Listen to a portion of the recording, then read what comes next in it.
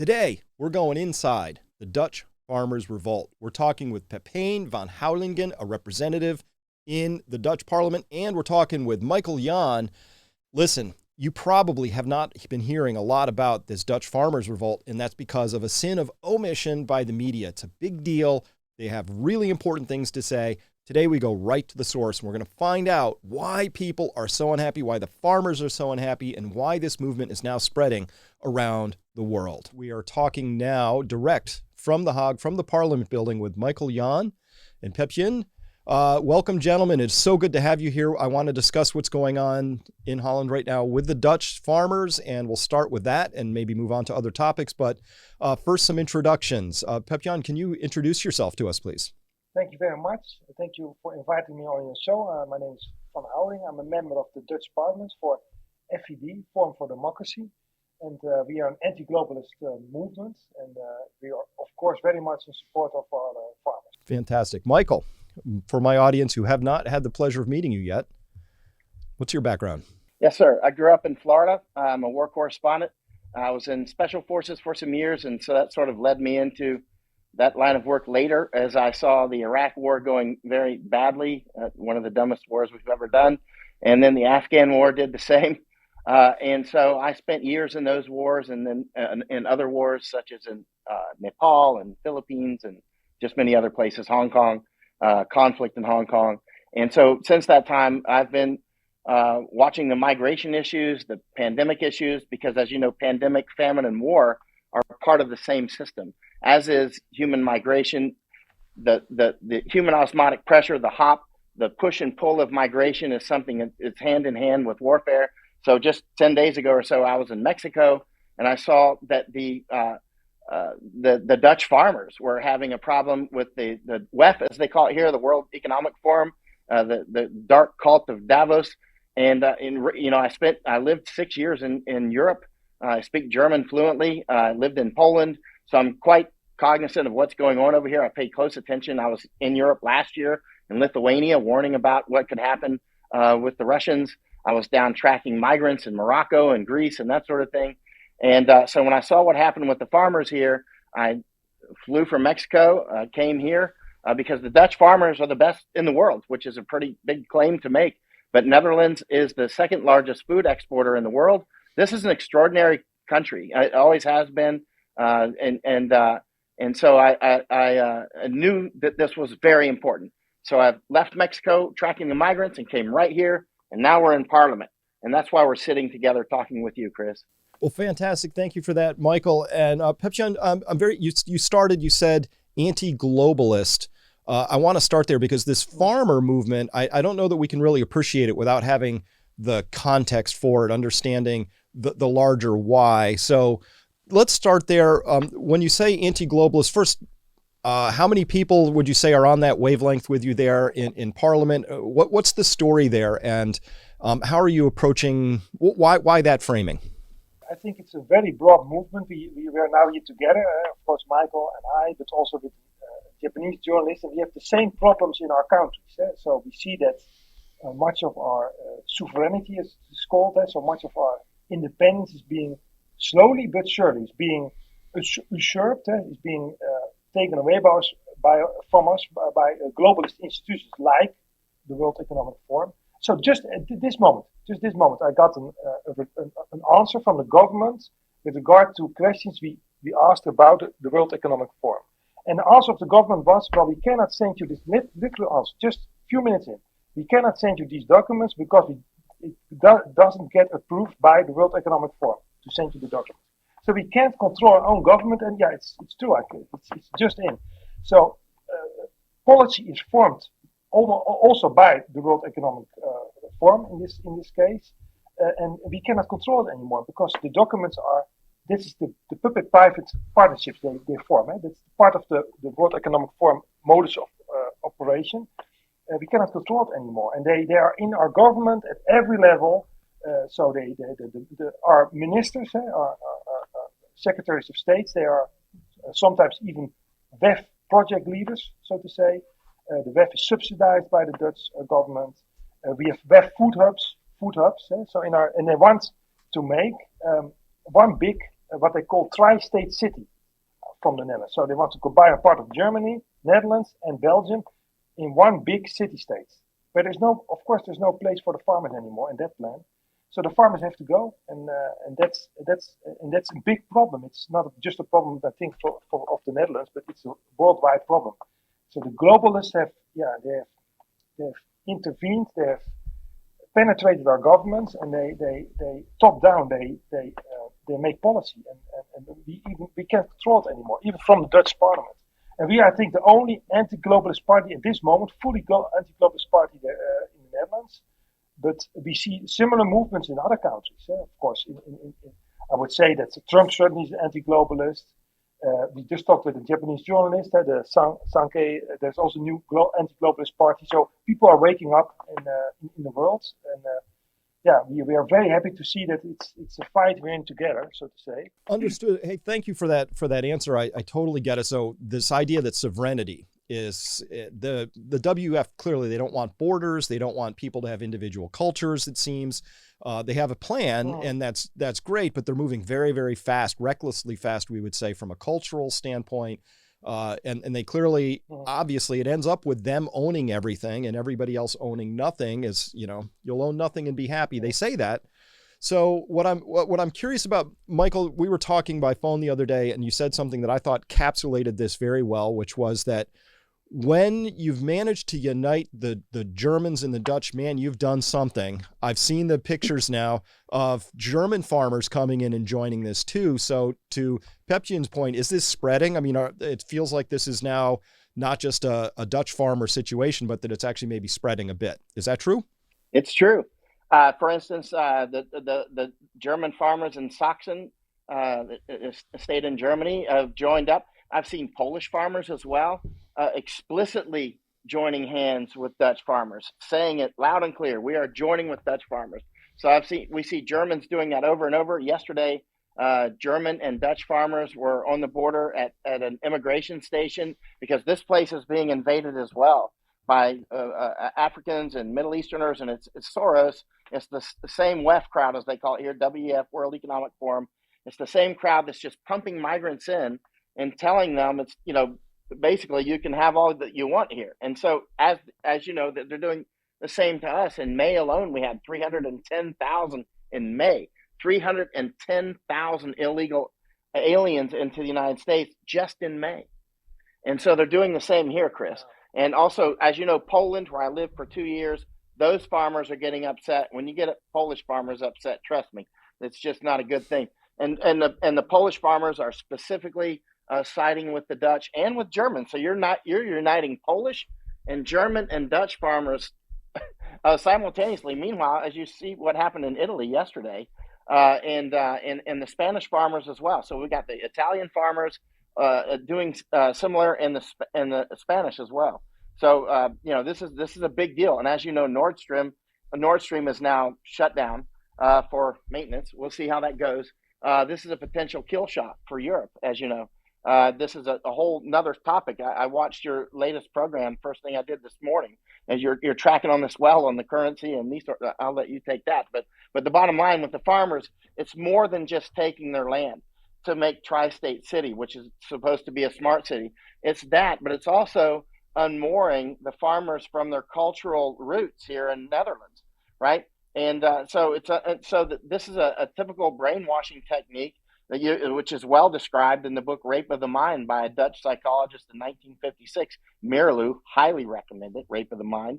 It describes all these things that we just went through with the lockdowns and all these gaslighting that goes on. He describes it perfectly.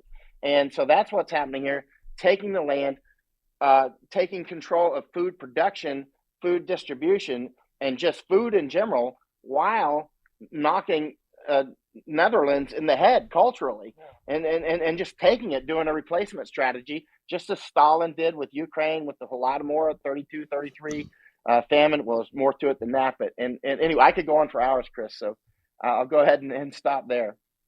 Well, thank you for that. What I'm curious about, though, is I tracked the trucker movement in Canada very, very closely, and I'm wondering first, to what extent did the farmers in across all these areas now, but we'll start with the Dutch farmers, how much have they learned from that experience? Because we saw the truckers were demonized. They were called, rapists, misogynists, Nazis, racists. They were called all kinds of things. The media played a big hand in that with the government, trying to push this forward.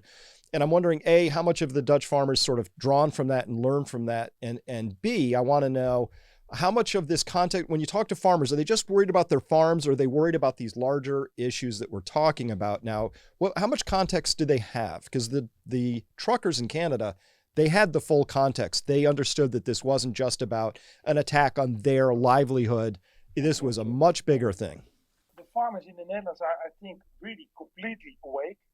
They know what's going on. You, Michael, you had a discussion with the Dutch farmer yesterday. They're totally tracking. They're like university level tracking on what's going on. Yeah. Well, well, you know what I'm saying. So they're completely awake, I think, and of course they know what's going on, and the same techniques that were used with the Canadian truckers are used here to demonize the Dutch farmers. So I've seen it here in Parliament also. Their positions as people who are threatening, threatening politicians, who are violent, and we had our intelligence services even giving a briefing here in Parliament, where they said, well, maybe to parliamentarians, maybe you shouldn't go to a farmer rally because your security cannot be guaranteed. And we asked them, okay, what is the evidence? Are they threatening anything? They had not any kind of evidence. They just were saying, well, maybe something can happen. And by sending these kinds of messages, my intelligence service, of course, they are making a picture out of the farmers that they are violent, that they are dangerous. That's what they're doing. It's very bad.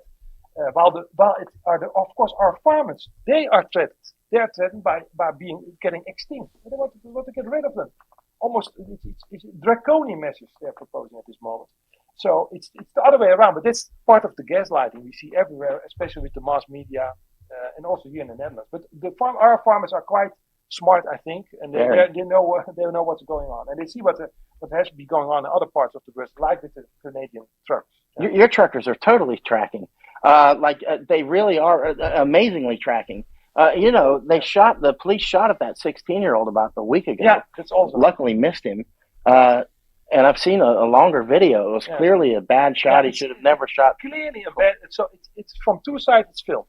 So you clearly see that he's not a threat for anyone. No. But the police were saying, okay, he was a threat. And last week the minister, the Secretary of State, was saying like, okay, well, maybe he was a threat. So it's completely clear that he was not a threat for anyone.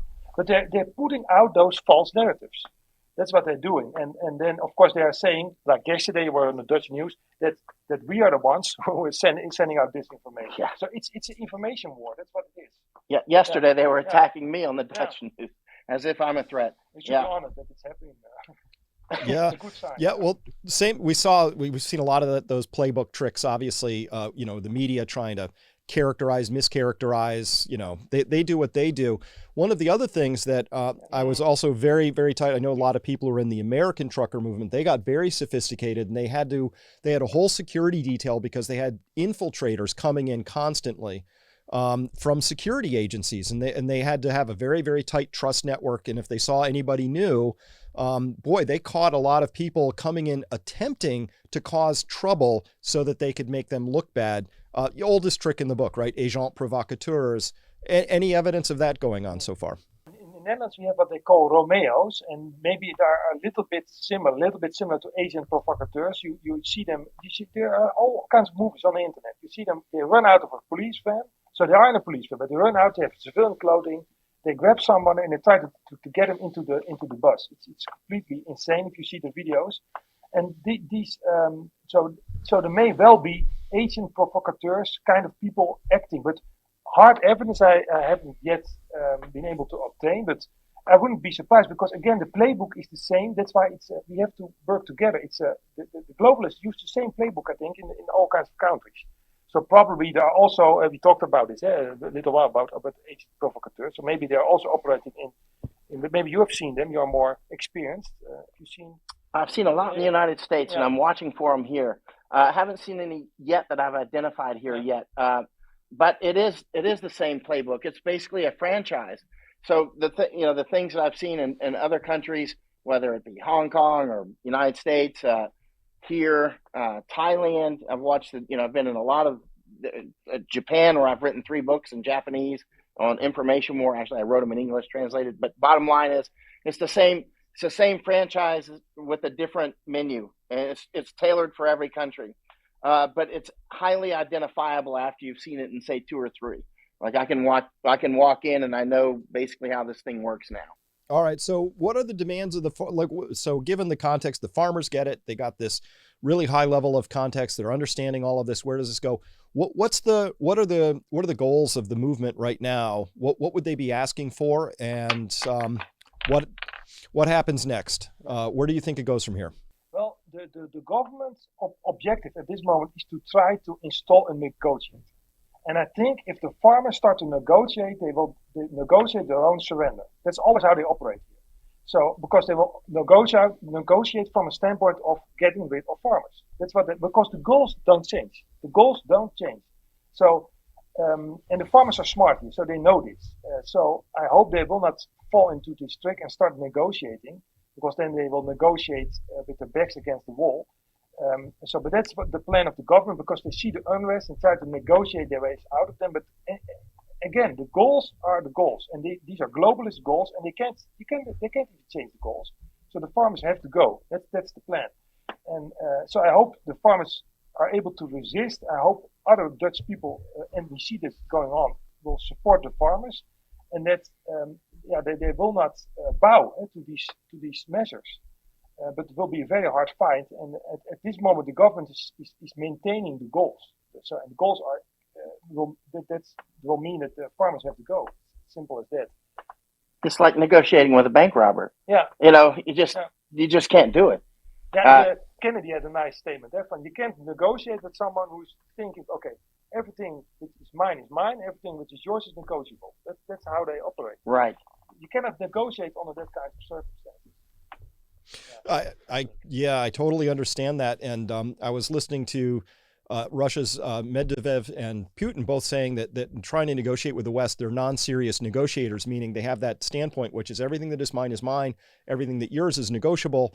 And even once a negotiation has been reached, the trust is gone that the negotiation means anything, because the other side may just decide to abrogate and violate the terms of the agreement whenever it suits them. So that makes them non-serious negotiators. So how do you what's the path then if you're in negotiation with a non-serious negotiator? Like it feels like you can't negotiate. So then what?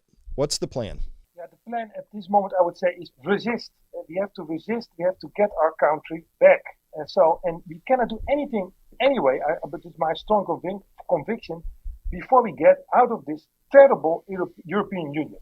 Because also these so-called nitrogen problems, they have their origin in European treaties. So, and we are like a colony in the Netherlands. We are a colony. So we are part of a European empire. It's called the European Union. So, and that European Union is sending out all kinds of mandates. They killed our fishermen before. Our fishermen had world-class fishermen who had a special technique to fish, and it was forbidden by the European Union. You can't fish this way. Why? Because this technique, the French didn't have it, and they couldn't compete with our fishermen. So the French used the EU to kill our fishermen. So that's how it goes. So we have no position until we, just like the British, we have to get out of this terrible European Union. That is what our party is founded on, as soon as possible. The European Union is a 100% globalist organization. So, and I think it's very difficult to negotiate anything until we get our sovereignty back. That should be the main goal, I think. Mm-hmm. Mm-hmm. Well, I totally understand now.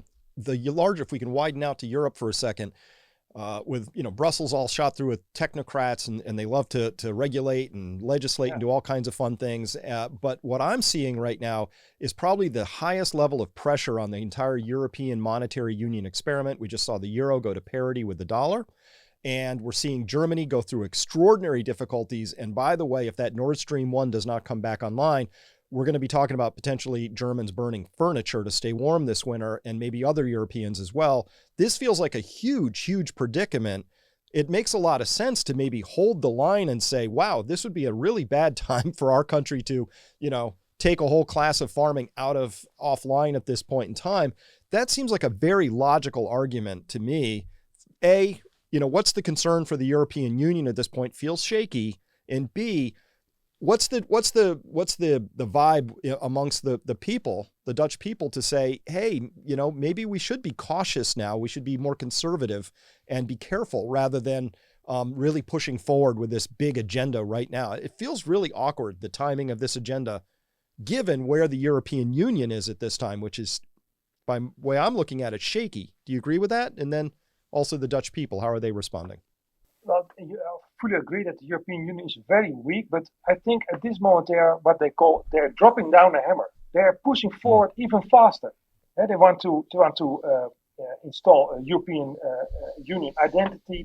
They are planning European taxes. So of course the euro is a big problem. They cannot, because the Fed is now raising interest rates, but the ECB, the European Central Bank, they cannot follow, because then the southern countries, they cannot pay their debt anymore.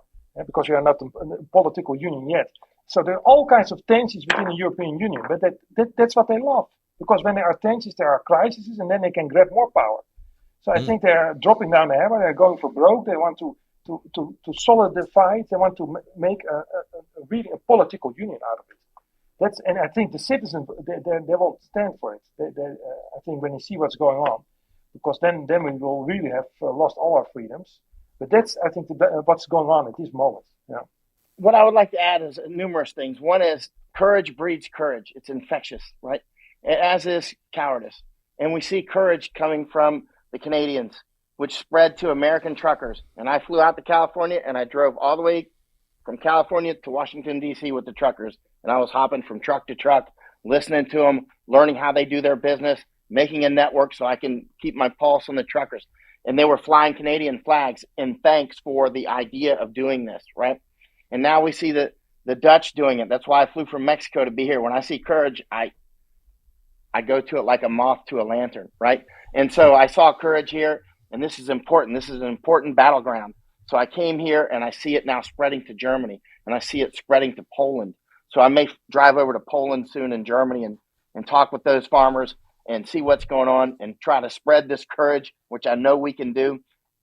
Numerous Dutch have asked me, do you think that we can win, or is this lost? I said, listen, I would have never come here if I thought it was lost. I know we can win. Is it hard? Yep.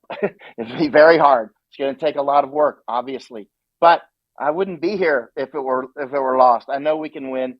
The WEF, the WE, we're fighting two big monsters, really, CCP.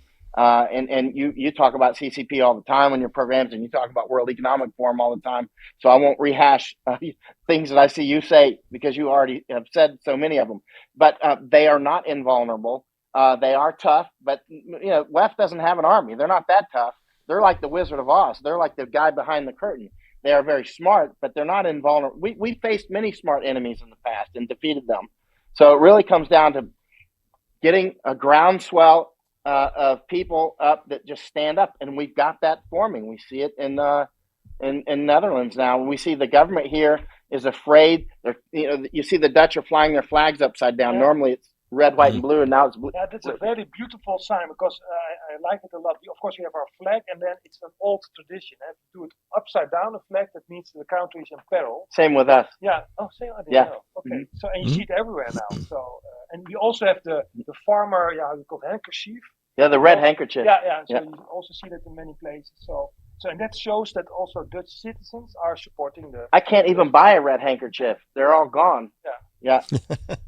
They're flying these red handkerchiefs everywhere. I can't find one. I've seen them. It's beautiful. So that's the battle, is sort of the globalists and the populists, or the people. Obviously, there's more people owe us than globalists, and so the globalists are going to be very afraid of this really catching fire. So we watched the demonization and then the ignoring of the movements in the media here, and the trucker movement, and then both in Canada, US.